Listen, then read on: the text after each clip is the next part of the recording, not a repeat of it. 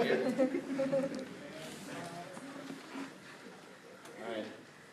Trust me, it's not funny. I didn't put any jokes in here. It's very, very serious. What's happening? Well, it's because I'm sure. Alright. So, my name is Peter, and here to share my mission testimony. Before I start, Pastor Jacob's been on a rampage. He's been making fun of Michael, right? Last week we went to Magic Mountain, the mission team, and you showed people that you cried. That's messed up. Why you gotta bring it up again? So Michael, you want me to piece him out today? Oh, it's okay. Come on, that's messed up. You're good. He said piece him out. That's messed up. Okay. Anyways, all right. So my testimony. So Saturdays before we went to missions, we've been practicing and just preparing for missions. We practiced skits led by Andrew, body worship led by Michael, and prepared some crafts led by Michelle Leader. We got to know each other better. We did a few other things. Then we went to Mexico. We went to this place, Rancho de sus Niños, and we were assigned our dorms. And to give you an idea, these they're kind of similar to what you might see in like a retreat. It's like a dirty room, but it was dirtier, right, than a retreat, right? And there were these bunk beds, and they had these nasty, dirty phones. You know, it's better than sleeping on the wood, right? So Pastor Jacob, he showed us why he's the leader of the Super Science Club.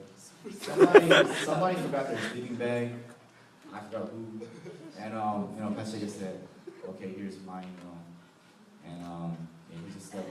I don't know what he slept with, but he just. I think he slept with a teddy bear. I have a picture. Anyway, so yeah, he took it like a man, or like a super saiyan, whatever. And he didn't complain. But anyways, that was that. That was like our sleeping quarters. On the next day, somebody woke us up at 5:55 on the dot every day, right? And when we woke up, we kind of just brushed our teeth.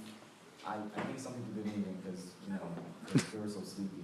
And then we just did quiet time with God.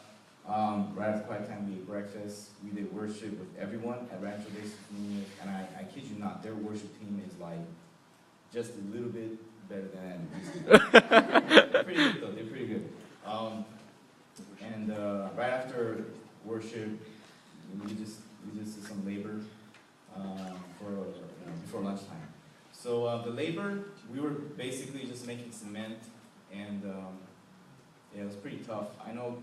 Well, it sounds pretty tough. Can you imagine making cement? You know what I'm saying? But yeah, it was tough. But honestly, even though it was tiring, everyone was pretty. They didn't really complain. We had a lot of fun because we were able to encourage each other. So it's pretty good. So we did that for like the next 2 days. I'll just describe a little bit of, I guess, just the culture that I've kind of seen. The kids over there are much more open to people than the kids here. Just to give you an idea. One kid walked up to me, and we just got to this orphanage. No, actually, it was an orphanage. It was I forgot what it was. Daycare. Yeah, daycare. Bad memory. Anyway, so we went there, and this kid just walked to me and said, "Hey, let's go play." Well, he was talking to me Spanish. I don't know. And then I don't know what he said. But he grabbed my hand and he took me to his board game. We were playing board games, right? And then after that, we started ministry. We did skits. We sang some songs in Spanish. We did some crafts. And after that, we were all just spending some time with the students. Everyone, all of us. And it was pretty nice to see all of you guys. And then, this kid that I was playing with, Andrew was trying to rub it in my face because he was like, "Oh, when we left, he kissed me in the cheek." Okay, whatever. Let me tell you what he did for me. Man, so after crafts, he saw my hand. He's like, oh, no. Like, he said something in Spanish. I don't know what he said, but my hand had glue on it, right, from the dirty crafts that Michelle did. So he took me to a hole. Like, where does this guy take me? Because we're walking out. I was like, oh, it's kind of scary. I don't want him to take me all the way across, right? So he took me to his holes, and he's like washing my hands. Like, oh, gracias, gracias. And then he grabbed my hand. He's like wiping on his shirt. I was like, oh wow, oh, thank you so much, gracias. Is that for you? Anyways, just to give you an idea, that's how the kids work. They're just very open and friendly, and they kind of welcome you. You know what I mean? So I encourage you if you go next year. Who knows where we're going next year, but it's kind of like that. Fellowship. We also had a lot of fellowship within our group. And now, Pastor Jacob, like I was saying, he was kind of ripping us, like we were attacking somebody. I don't know who's going to attack today. You better be careful. So, 2 weeks ago, he said he was talking about his science project, right? You guys remember? He made black ants, red ants fight. That's barbaric. I look barbaric, but I'm very handsome. And the thing is, he keeps calling it a science project, right? And he's like, oh, Peter, you're such a hypocrite, He tried to make, he's like trying to make me look like a bad guy, right? Like, why are you recording this? Are you going to tattletale on me? Stuff like that. And, okay, look, I'll be honest with you, right? He called me a hypocrite because I saw it, and I was smiling, and I was enjoying it, I was taking pictures. But it's true. If I go on a diet, right? If you wave a Big Mac in front of especially if it's from McDonald's, right? If you wave a Big Mac in front of me, you better bet I'm going to eat it, right? And that doesn't make me a hypocrite. I was just trying to do the right thing, but sometimes I think, right? I was thinking I told her that I don't think you should do it. Anyways, so that's, kind of fellowship we had, right? Another thing was, now he didn't want to tell this to you guys, but he keeps attacking me when we have like the small mission debriefings and stuff like that, right? He keeps calling me the dirtiest person, right? Why? Because I didn't take a shower. Alright, I didn't take a shower, that's true. Let me defend myself. He tells all you guys that I was nasty, okay? Because, I didn't take a shower because, because I'm Super Saiyan too, right? The thing is, it's not just showers like this, it's showers with buckets and stuff like that. So it was a little inconvenient, I didn't want to do that. But, besides that, I didn't really care of, nobody knew I smelled, so who cares, right? Here's the thing, right? He says I'm dirty. Let me tell you what he did. Because we were in these small cabins, I told you, right? Now the ladies don't know because we had a different cabin, right? Every time when all the ladies were out and it was just us men, right? These guys, okay, I don't like Mexican food, right? So I tried to avoid the beans, right? And you guys know what beans do, right?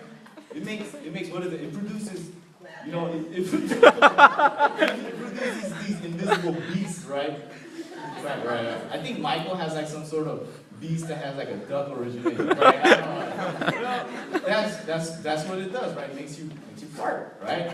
When the doors close and all the ladies are out, these guys just go crazy, just quack. This guy, he was ripping it too. He was like, and this guy was ripping it the worst. He was like this. He was like, all right, guys, let's pray for the. Hold on, guys. Maybe look at this. You know what I'm saying? Okay, now let's smell like, what good? And he's like, close all the windows because it's cold because he'll sleep with a blanket, right? Like, man, you want me to sniff all these fecal particles going into my nose? And this guy calls me nasty. Right? He's nasty. All right. That's all the truth, too, I wasn't sugarcoating nothing over that. Okay. Anyways, we had a lot of fellowship, just bringing unity to the church. And, it was a pretty good trip overall. Seriously though, from the mission trip, God was trying to teach me something. My mentality when I went to Mexico, it was basically not to complain and just try my best. And, just pray to God that He'll take care of everything else. That was my mentality, just to do my best. And the problem with that, when I came back, was something that I realized was God was saying to me, why are you trying to serve me in Mexico so diligently when you're not doing it in your regular daily life? He was saying, why are you saying you don't want to complain in Mexico why don't you say that to me about your just just every day. Why don't you stop complaining about work?